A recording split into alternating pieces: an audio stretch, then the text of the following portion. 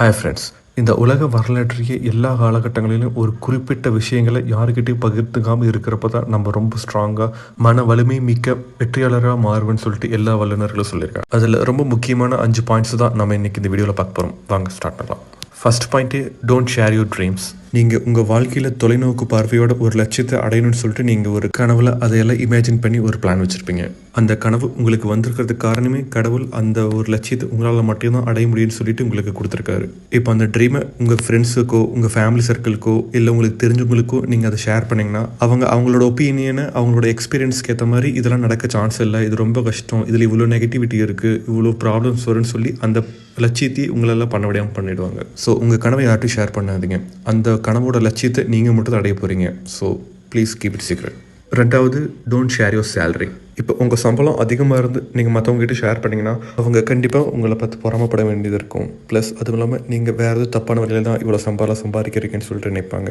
இப்போ அது சேலரி கம்மியாக இருந்து சொன்னீங்கன்னா இவன் அந்தளவுக்கு ஒர்த் இல்லை, இவனுக்கு சம்பாதிக்கவே தெரியலன்னு சொல்லிட்டு அதையும் வந்துட்டு ஏதோ ஒரு ரீசன் சொல்லுவாங்க. ஸோ பெட்டர் சேலரி பற்றி வெளியே சொல்லாமல் இருக்கிறது தான் நல்லது.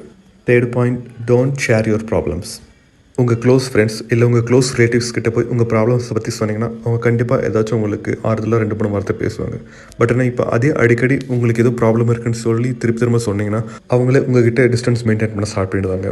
இவனுக்கு ப்ராப்ளம்ஸ் ஃபேஸ் பண்ணவே தெரியல, நம்ம எவ்வளோ நல்லா சப்போர்ட் பண்ணுறோன்னு சொல்லிட்டு அவங்களே வந்துட்டு உங்களை அவாய்ட் பண்ண ஆரம்பிச்சிருவாங்க. So don't share your problems. 4வது point, don't share your weakness. இதுக்கு ஒரு பெட்டர் எக்ஸாம்பிள் பாக்ஸிங் எடுத்துக்கலாம். எதிரிக்கு எங்கே வீக்னஸ் இருக்குன்னு நோட் பண்ணிகிட்டே இருப்பாங்க. சப்போஸ் உங்களுக்கு கையில் ஏதோ அடிபட்டு வலி இருந்து அதை கொஞ்சம் தடுமாறினாலும் உங்களை ஈஸியாக வீழ்த்து ஜெயிச்சிருவாங்க. இதே மாதிரி தான் உங்கள் வீக்னஸ் எப்போ ஒரு இடம் ஷேர் பண்ணியிருந்திருப்பீங்க, ஆனால் ஏதோ ஒரு சமயத்தில் அந்த வீக்னஸை யூஸ் பண்ணி அவங்க பீட் பண்ண வேண்டிய சுச்சுவேஷன் வந்துடும். So avoid sharing weakness. 5th point, don't share your family problems.